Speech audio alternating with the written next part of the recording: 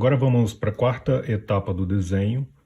Nós já temos aqui a modelagem completa das formas através da aplicação da escala de tons completa e a definição dos volumes, dando tridimensionalidade para os objetos. E agora que eu já tenho todas essas camadas e já tenho um desenho sólido, eu posso começar a aplicar as texturas de modo definitivo com bastante detalhes. E como nos vídeos anteriores, vou começar chamando a sua atenção que essa etapa de sombreamento do vídeo anterior é muito interessante e é natural que a maioria dos desenhistas, especialmente no começo, queiram chegar rapidamente e ir direto para ela, ou mesmo já ir direto para a finalização. E eu chamo a sua atenção de novo que você deve evitar isso, especialmente enquanto você está estudando, para você adquirir constância e conseguir ficar imerso nesse processo para pegar um desenho e ir construindo ele até o mais alto nível das suas capacidades. É uma questão de paciência, mas é uma questão de treino também. Então, se você não tiver treino de passar o tempo necessário com as suas ferramentas, com os materiais, observando cada etapa minuciosamente, você vai demorar muito mais para aprender e para obter bons resultados. Então, nessa quarta etapa, as coisas ficam ainda mais interessantes, porque nós vamos começar a colocar texturas e a finalizar a escala de tons completa. Então, é muito importante chegar nessa etapa com o seu desenho estruturado e se preocupar apenas com os detalhes e não precisar voltar e corrigir contornos, corrigir drasticamente as formas do seu desenho. Por isso, todas aquelas etapas preparatórias. E quando chega nessas partes dos detalhes, é bom que você tenha o seu lápis bem apontado para conseguir trabalhar com precisão e também para conseguir limitar a sua área de trabalho. Então, se você tem uma ponta não afiada como essa, a tendência é você fazer traços grossos e mais borrados e mais desfocados.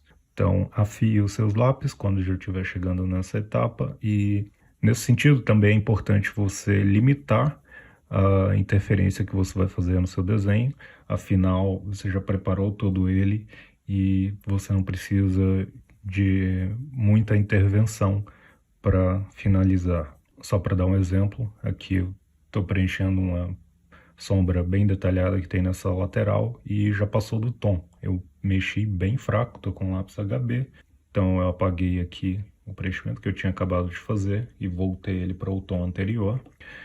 Como eu disse várias vezes, é bom salvar um espaço para você poder fazer os ajustes finais.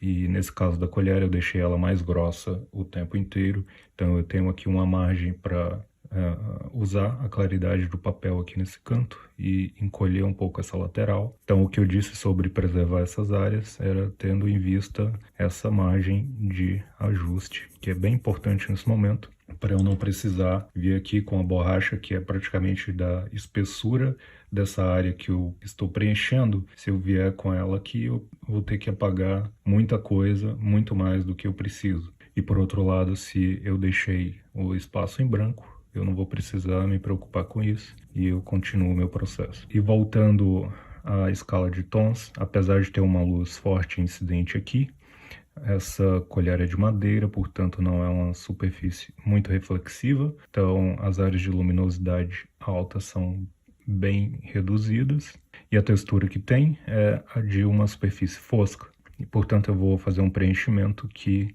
dê essa sensação de que é uma superfície fosca, que é uma superfície granulada que tem bastante detalhes. E dentro desse aperfeiçoamento dos tons e das texturas, você pode usar a mesma lógica das etapas anteriores.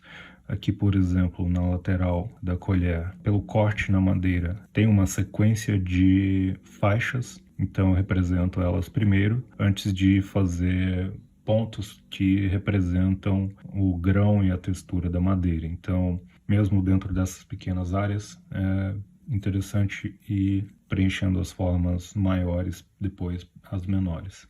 Então, tinha essas faixas na lateral, eu não vou representá-las minuciosamente, eu vou criar um efeito geral aqui de textura.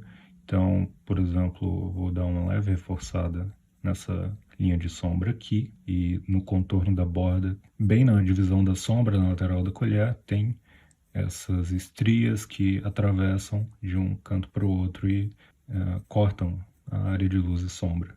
E nesse ponto, mesmo que eu não copie literalmente cada um desses detalhes, só pela verossimilhança deles, ou seja, pela aparência semelhante à forma real, eu já começo a obter um desenho bastante realista. Então aqui, uma vez que eu já tenho um preenchimento geral, essas faixas pequenas, eu vou espalhar algumas texturas aleatórias com pontos e manchas. Dentro da colher, nós temos uma sombra bem forte, porque ela está contra a luz, e aquele degradê que foi mapeado logo no começo vai servir bastante nesse momento. Eu só vou precisar colocar então a textura reta aqui dos veios da madeira. E aqui também você pode ver o preparo das camadas anteriores faz bastante diferença. Esse degradê que eu fiz nas camadas anteriores já está adaptado ao volume da forma da colher, então basta seguir ele e intensificar algumas áreas, como por exemplo, essa lateral aqui tem uma série de degradês em vários sentidos, por exemplo, de dentro para fora, de fora para dentro aqui nesse canto. Então é a hora em que eu vou só completar esses efeitos internos das formas. E como você pode ver, por comparação com o tom escuro em volta, essa luminosidade ainda está forte. Eu vou passar uma camada de HB e ajustar ela até chegar no ponto. E como eu comentei, é bom que mesmo nas camadas preparatórias você faça um preenchimento levando em conta os efeitos que virão depois. Eu fiz uma série de achuras já nesse sentido para acompanhar essa textura da madeira. Como eu tenho que dar a ideia de concavidade da colher, então eu fiz um leve preenchimento nesse sentido, com linha curva. Agora eu vou fazer outro aqui, para dar a ideia de que essa sombra se movimenta, ela vai nessa direção. Então eu faço um degradê, mesmo que imperceptível, nessa direção, e ele vai acabar moldando a forma do objeto no final. Então nessa etapa você ainda consegue fazer uma grande quantidade de ajustes, isso se você salvou um pouco da textura do papel, então você deixou um espaço para conseguir mexer no seu preenchimento. Então você nota que eu poderia muito bem ter feito esse preenchimento total logo no começo, nas etapas anteriores, mas é bem melhor deixar para esse momento, quando eu já não tenho nenhuma preocupação de forma e de proporção, e eu não tenho mais tanto risco de me perder na escala de tons, porque ela já está bem mapeada. Aqui, por exemplo, essa sombra aqui, essa linha, é bem fácil dizer agora que ela é bem próxima da tonalidade do contorno, que então, como o núcleo da sombra, ela chega bem próximo. E por extensão, o degradê, que vai de uma área até a outra, tem que acompanhar esse tom escuro. Então, essa percepção geral é mais importante ainda do que você tentar se preocupar ainda com os mínimos detalhes de textura de madeira, por exemplo. Aqui vai ter uma série de pontinhos dos veios da madeira, isso seria o próximo passo. Mas antes, vou acabar de definir então essa escala de tons dessa parte do objeto. Aqui na borda, por exemplo, eu fiz uma linha escura, mas ela é uma borda bem mais espessa, com um degradê de fora para dentro. Aqui, como você pode notar, eu praticamente salvei todo o branco do papel. Isso porque era difícil dizer no começo se eu precisaria de um tom cinza aqui ou não. E eu até posso rebaixar ele um pouquinho com uma camada.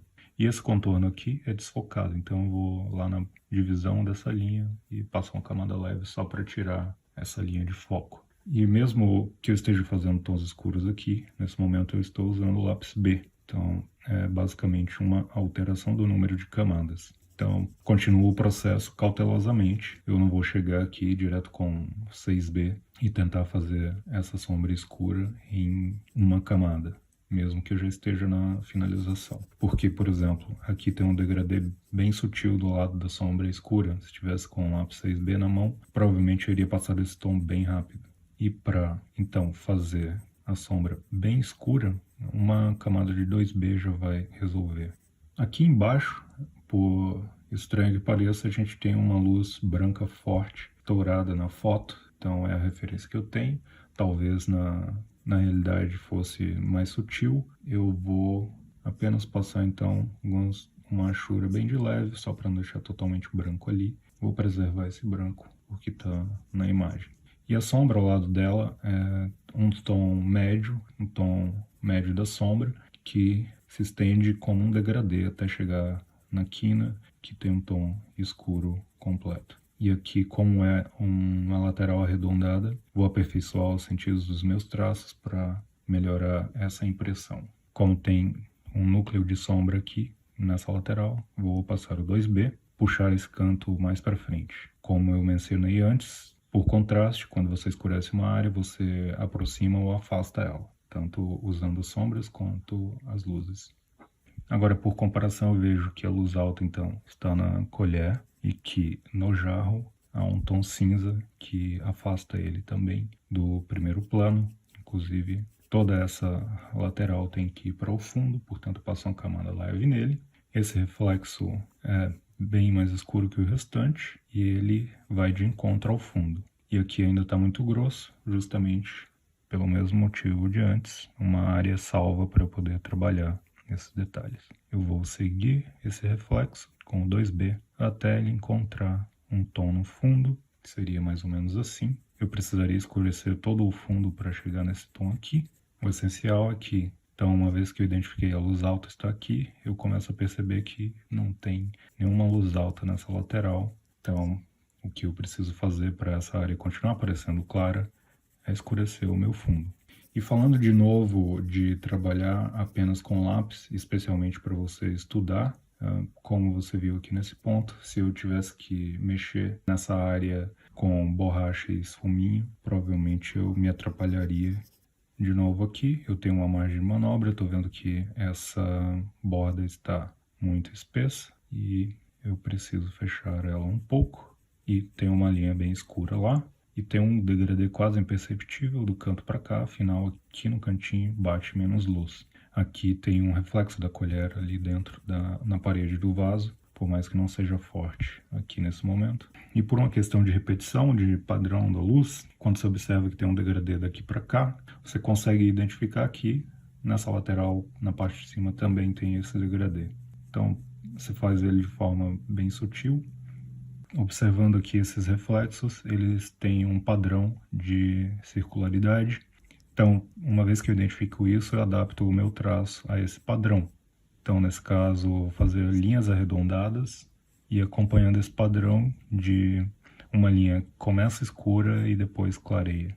Aqui eu já tenho um preenchimento geral e eu noto que a lateral dessa sombra escura é desfragmentada, que ela tem uma textura irregular aqui no reflexo gerado, dá para ver nitidamente. E uma coisa importante sobre o contraste, a gente observou isso nas formas maiores do modelo, os mesmos padrões se repetem nos detalhes. Aqui, por exemplo, tem uma sombra bem escura contra uma faixa de claridade, então isso gera aqui, por exemplo, acima da linha, uma borda com aparência mais escura. Então, o contraste simultâneo acontece não só na forma geral, mas nos detalhes também. E você pode explorar isso para dar riqueza de detalhes no seu desenho. Aqui nós temos então uma claridade e alguns tons médios, bem de encontro à sombra forte da borda do jarro. E na hora de preencher, para não achatar o seu preenchimento e a forma do objeto, tem aqui um canto bem mais escuro e um espaço entre ele e o meio, que então tem um tom mais claro. Então esse é mais um ponto para deixar o trabalho de detalhes para o final, porque se você corre com pressa para fazer isso antes, sua tendência seria vir aqui e passar o tom mais escuro, deixar quase tudo preto e ignorar esses detalhes. Na lateral dessa segunda colher eu já apliquei um tom bem escuro lá em cima e agora eu vou refinar o degradê e tentar aplicar um pouco de textura. Mesmo que esteja nessa parte oculta, eu vou acrescentar achuras e pontos para enriquecer esse detalhe do desenho. Aqui no contorno da forma tem uma pequena linha de reflexo, tal como no jarro como um todo. Então é um sinal de que tem uma contraluz vindo nesse sentido. Aqui um outro detalhe na lateral da colher, ela então tem essa faixa lateral que criou duas linhas aqui com uma claridade entrando no meio. Então é um tipo de detalhe bem sutil que vai enriquecendo o seu desenho. Nessa parte interna da colher eu deixei ali uma faixa branca, então já planejando que eu teria que mexer na luz aqui, então não tem um branco total aqui, a luz alta não chega a esse ponto, eu vou só cobrir então com uma camada bem leve de HB, reforçar o preenchimento do fundo logo ao lado para definir bem esse contorno, sem precisar vir aqui e fazer uma linha para separar o objeto do fundo. Então eu conto apenas com o efeito óptico. Aqui criou uma quina meio quadrada, 1 milímetro e já ajusto ela. E aqui por outro lado está mais arredondado do que no modelo, então uma linha reta bem sutil para ajustar essa impressão. E aqui faltou um pontinho, uma quina bem leve, que então eu vou refazer. Como você viu, gerou uma pequena mancha onde eu mexi, então para evitar isso vou equilibrar o preenchimento aqui do lado, aumentando um pouco o tom. Eu noto que então tem uma projeção muito suave da sombra de baixo para cima por causa da sombra da colher ao lado. E aqui também eu deixei outra área de claridade bem forte, eu vou reduzir a largura dela. Essa parte do vídeo eu avancei, gravei em time-lapse para resumir quase 2 horas de trabalho. E nesse tempo eu usei as mesmas técnicas, os mesmos procedimentos que eu acabei de explicar, aplicando as áreas maiores de degradês e na sequência já colocando as texturas. Então eu fiz 2 etapas em uma escala pequena, isso porque eu já tenho bastante prática, então fui aplicando um degradê e na sequência já detalhando ele e colocando textura. Isso é algo que você vai conseguir fazer bem com o tempo. Por enquanto eu sugiro que você comece com as áreas gerais, com as áreas maiores e só depois siga para os detalhes e para as texturas. E como você viu, eu intensifiquei em geral o contraste dentro das formas, então aumentando a sensação de detalhes nas colheres e eu fiz um leve ajuste no degradê, na transição de tons da lateral do fundo e segui para a continuação dos detalhes do vaso. Então eu comecei a reforçar as sombras escuras e a trabalhar a transição entre a luz e a sombra, que é a área mais delicada.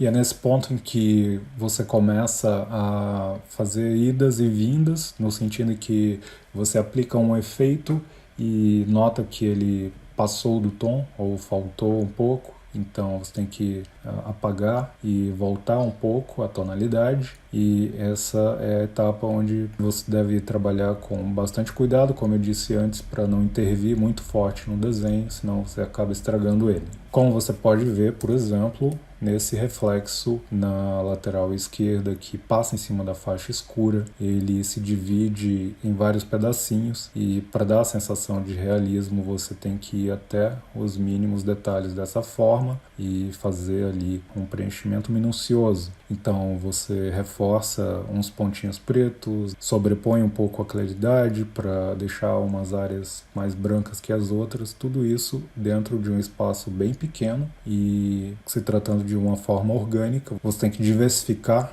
essa forma nos detalhes para não ficar um reflexo quadrado ali, por exemplo.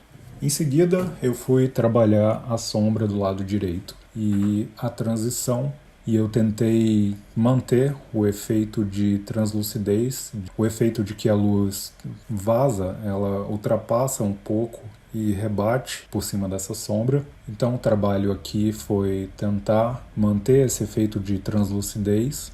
Então eu comecei a sobrepor as claridades que eu salvei do começo do desenho e escurecer elas para encaixar essa claridade dentro da sombra profunda da lateral direita. Aqui no jarro eu trabalhei também esse reflexo da lateral esquerda e preenchi a área de claridade com um tom cinza bem suave, deixando aquela linha em zigue-zague e eu sobrepus ela com a camada bem leve para não deixar um branco total.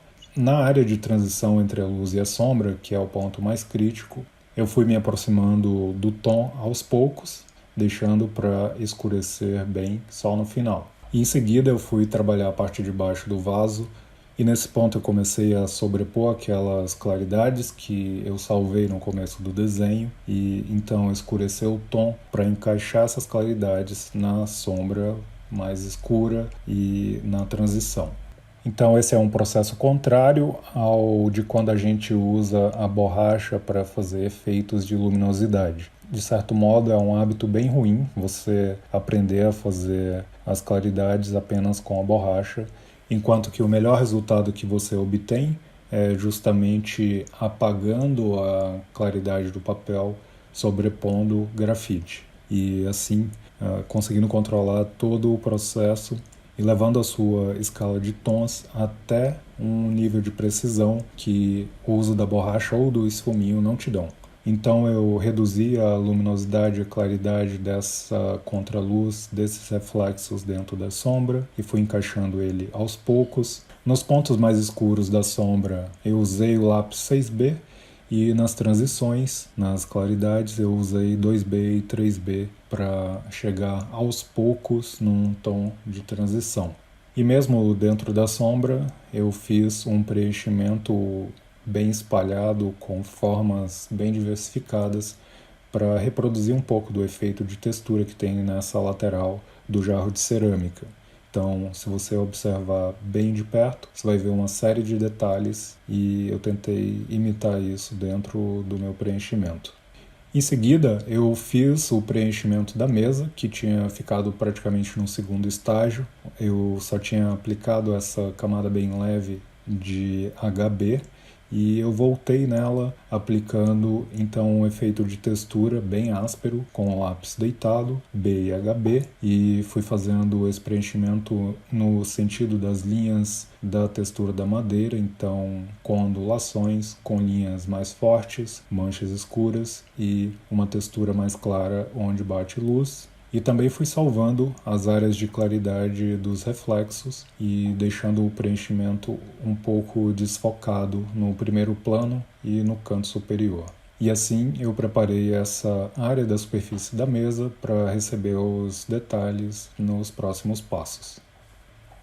Nesse ponto, o esfuminho já é bastante útil e indicado porque ele pode ajudar a obter aquele efeito de desfoque no contorno da mesa, na borda, e aqui em todo o primeiro plano, onde a lente desfoca. Então o foco está todo aqui no jarro e talvez no ovo, nessa parte central, para não deixar nada evidente e obter o mesmo efeito visual que tem na foto. E como você pode ver, o desfoque do contorno da mesa eu deixei todo no lápis, então eu evitei fazer uma linha muito dura ali naquele contorno e eu não preciso tentar fazer isso com esfuminho. Então, além disso, eu reforcei com várias camadas escuras aqui ao redor do contorno dos objetos para reforçar essa silhueta, porque o fundo estava muito claro em relação aos objetos.